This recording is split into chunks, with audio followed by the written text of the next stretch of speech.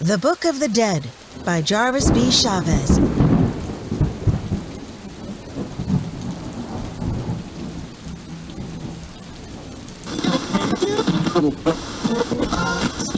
You're listening to WJBC News, your 24-hour news radio station.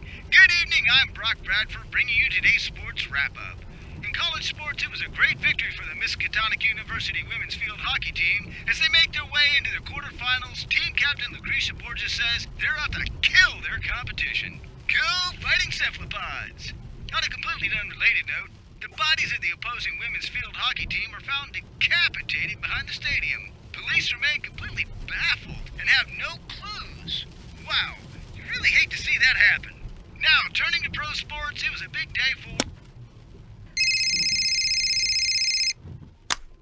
Hi, Tom?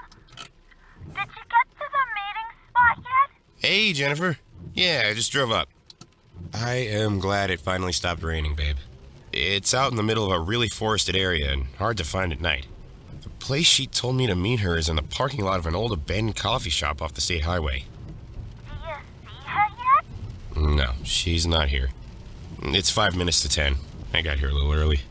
Did you put the book somewhere safe and out of sight? Don't worry, babe. I got the book in the trunk. Make sure you don't give her the goods until she hands over the money. I know, I won't. You did tell her payment would have to be in cash, right? Yes, I told her it would be $5,000 in cash. No checks, no debit cards, no PayPal. I am just saying. You know, I am not the one to micromanage. Really? Because that's actually the opposite of what you're doing right now. Finally, after working 15 years for that rich old bastard, it's starting to pay off. The day Oldman Thorndike died, I was the only member of the staff in the house. I was the one who discovered the body. I came in to get paid for doing the gardening. That's when I saw the book open next to him on his nightstand. I just had a feeling it was valuable. I saw in the news once where an old lady found some rare book in her attic and got a bunch of money for it. Remember, I was the one who told you to put it on the internet for sale. I know. It was your idea. Listen, as your long-suffering girlfriend, I deserve a cut of that money. Half, Tom. Half. It's only fair. Yeah, babe, I get it. Fair. So it's my fault we're broke and not the fact that she's painfully stupid and lazy. In high school, she was voted most likely to be underemployed, I thought. Babe, come on, you know I love you. Oh, really, honey? You love your Jen Bear? Hey, it's me and you against the world. Okay, babe, call you as soon as it's done. Oh, fingers crossed, applesauce, let her dreams come true. All right. Kisses. Your Jen Bear loves you too. Mwah!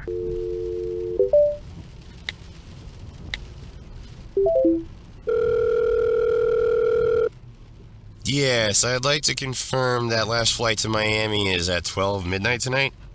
What is the price of a first-class ticket? Okay, yes. I'll be traveling alone, and yes, it'll be a one-way ticket. Good. At midnight tonight. I hung up the phone. Oh, simple-minded Jennifer, I'm going to miss you. The money could only buy one of us a new start, and it might as well be me. Jennifer is still plenty attractive for 38. She could still bag herself a boyfriend with money. This morning, I packed a bag and snuck it into the trunk of my car before Jennifer woke up. She'll probably figure it out by midnight when I don't come home. Maybe I should pay my half of the rent before leaving. Nah, working all those extra hours at the motel as a maid will keep her mind off being screwed over. Okay, I'll get the money, go to my friend Pete's, sell him my car for $1,000. Then I'll make it over to the airport by midnight to fly out to Miami and start a new life.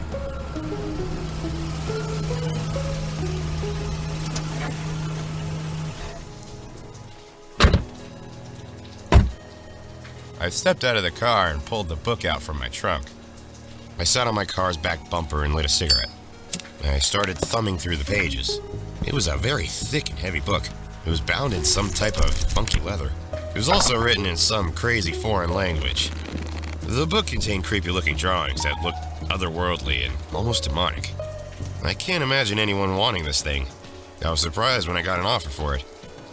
After sneaking it out of Old Man Thorndike's mansion, we tried to figure out what it was worth. Jennifer took it to a friend of hers that worked as a clerk at the Fuller County Library. She had no idea what it was, but said it could be worth something to a private collector. I sent the buyer a couple photos from my cell of the first page, and that's when she offered me $30,000 for it. I told Jennifer I was only getting $5,000, and she believed me. Imagine if I told her the truth. She would have insisted on coming to the drop-off. I was startled by the cracking of thunder and the flash of lightning far off in the distance. The weather was going to get bad again, I thought to myself. Have you been waiting long? Said a voice behind me. I nearly jumped out of my skin and dropped the book. Whoa! You nearly gave me a heart attack, I exclaimed. I turned to be met by this strange cloaked figure in black. She was a short young woman in a black hooded cloak that covered most of her face except for her mouth. No, I just arrived. She slowly reached up with her two hands and pulled back her hood. She was pale looking with a ring in her nose and long silver whitish hair. She had black lipstick and black fingernails. Tom. Hi, I am Lilith from CursedBooks.com. We spoke over the phone. Oh, yeah, sorry about that. For some reason, I thought you were older. She tilted her head back and laughed. That's so funny. By the immature way you acted over the phone, I thought you were juvenile. I mean younger. I thought for a second, did she just insult me? I reached down to pick up the book. I suddenly heard the deep growl of a dog. I immediately turned around and saw a black Rottweiler sitting next to Lilith. Where'd that dog come from? I said. She just smiled and said, He's been here the whole time. Really? I said in disbelief. What's his name? Fammy, short for familiar. Oh, how different. Is that the book? She pointed to the book in my hand. Yes, this is it. May I see it? I held it up for her to see. She clasped her hands together for a moment and then reached out her right hand. Hold on. I'm afraid I'm gonna have to require payment before I let you do that. Oh, of course. She pulled out a fat envelope from an inner pocket concealed in her cloak and handed it to me. I looked in it and saw a thick stack of bills. I handed her the book. She took it gently from my grasp. I went over to my car and started to count the money. Lilith ran her hand slowly down the front of the book. She opened the book and read aloud. The Kitab Al-Azif, known in English as the Necronomicon. Written by the mad Arab himself, Abd al-Asred. She said in awe. Never heard of it, I said. Why doesn't that surprise me, you moron? She said under her breath. What did you say? I replied. Oh, I didn't say anything. She responded, then smiled. All right. The inscription says it's a copy of a Latin translation. It was transcribed by an S. Bolivar in 1808. Excellent. It has a handwritten table of contents. It talks about the amulet, how to make the powder of Ibn Ghazi, the consciousness displacement spell, and it has the demon resurrection passages. She squealed in delight. OMG! Here it is. Kanda, Astrata, Dio Salaminion, Nosferatu, Cala Mortem, Demonitus. I heard a crack of thunder that seemed to be very close to us. What is she going on about? I thought. Hey, there's only $1,000 here. She began to laugh out fiendishly. You poor schmuck. You will not be keeping the money, my demon slave. Huh? I replied. You're a dead man and don't even know it. I have prepared your body to be the vessel for a very powerful and nasty demon who will do my bidding. I looked at her intensely.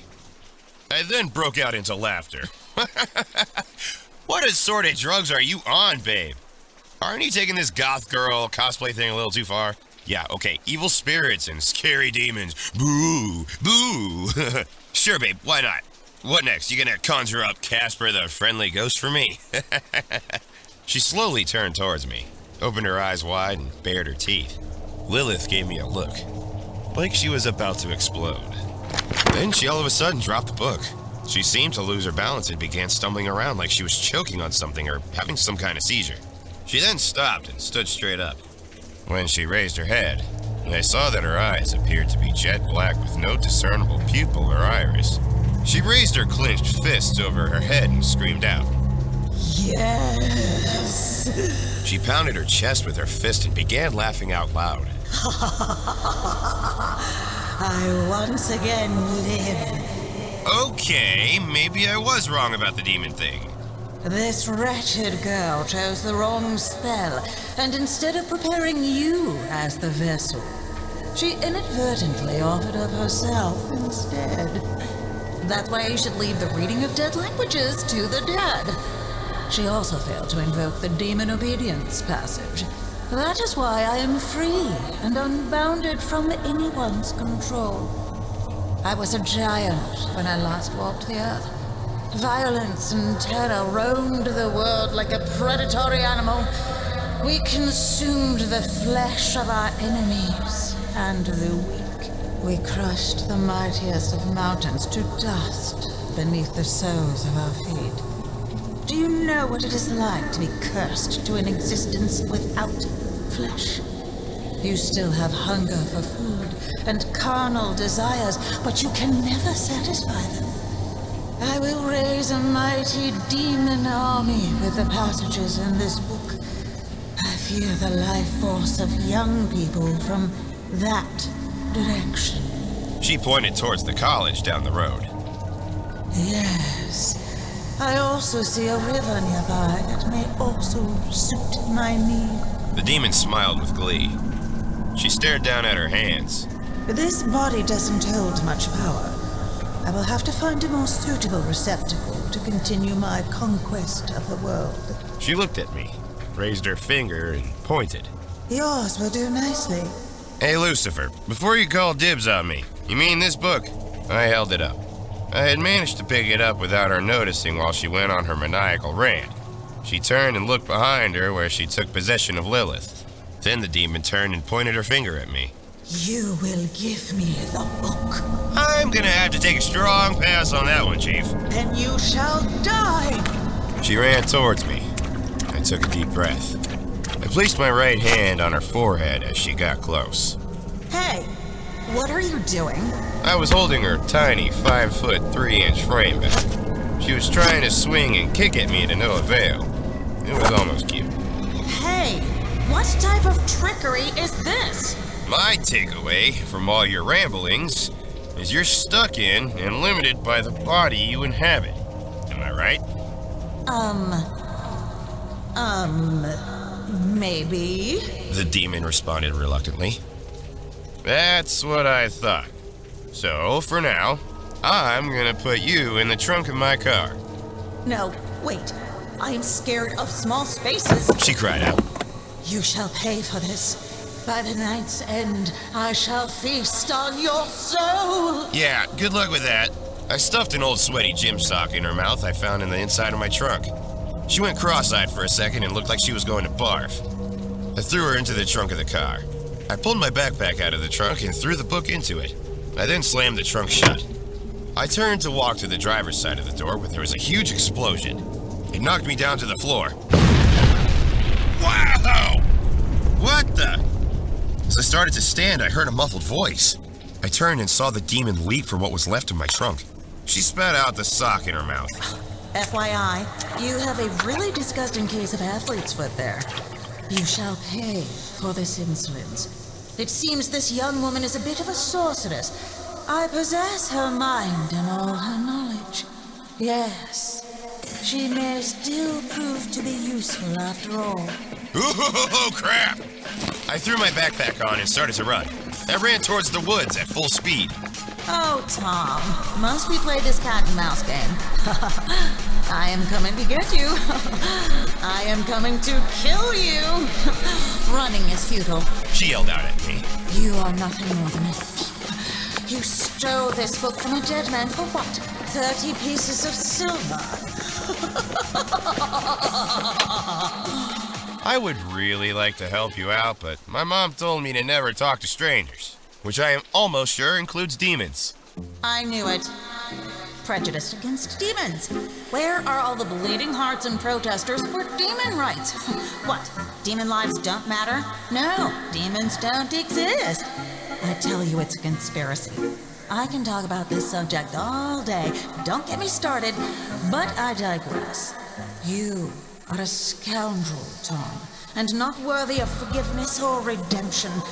Bring me the book, and I shall promise you a quick and painless death. Okay, maybe I'm no saint. I admit that. I know what you are and what you want, and I can't let you have this book.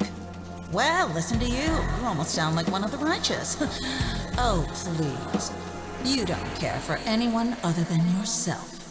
Wrong, Beelzebub. I may forget what's right sometimes, and for that I repent, but I won't let you hurt innocent people. You think people are innocent? Oh, they are more confused and corrupt than the Republican Party. Thank you. I'll be appearing here all week, ladies and gentlemen. Very well then, fool. I shall make your suffering long and agonizing. I darted out from behind a bush to the path leading to the highway when I got tackled from the side. That damn dog knocked me to the ground before I could get my bearing, and it grabbed my backpack in its mouth. The dog ran back to the demon. She grabbed the book out of the pack. Yes, now I possess all the secrets of the book. She waved her hand, and the roots from a nearby tree wrapped around my leg and dragged me towards the trunk. I shall deal with you later. The demon opened the book, ran her finger down the page, and smiled. She started to glow and levitated off the ground. This book has many little interesting tricks. She floated over to the lake while she looked through the book. I shall call upon the Great One of the Deep for an army to assist me in my conquest. She began to read aloud. Thin Bluey, Miklonafa, Cthulhu, Relie, Wakanogafatagen. A mist suddenly appeared out of nowhere. The water in the river started to bubble up like it was boiling. I also started to hear weird sounds. It sounded like a yelp or croaking. I somehow managed to break free from the roots.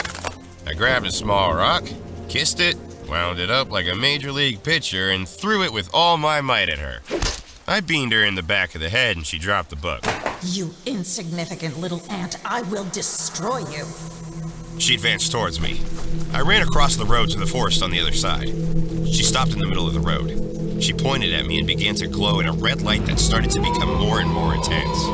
Really? Again? With the finger pointing? Didn't anyone ever tell you it's not polite to point? Then I heard a loud horn. I turned towards the direction of the noise. I saw a big rig truck come out of nowhere and smash into Lily. It hit her and didn't even stop, just kept on going. I saw what was left of her on the road. Her dog was next to her. She looked like she reached out for it. Then her hand dropped to the ground. The dog started to cough. As I walked closer, it sounded like it was trying to howl or something. Then it looked up at me and let out a noise that sounded like, "No!" I stomped the ground in front of me, and it began running down the road, whimpering. Wait, could that be the demon?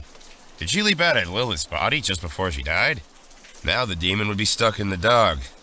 Since the demon couldn't talk, it couldn't release itself through a spell. I walked over to the lake, which had stopped bubbling, and I picked up the book.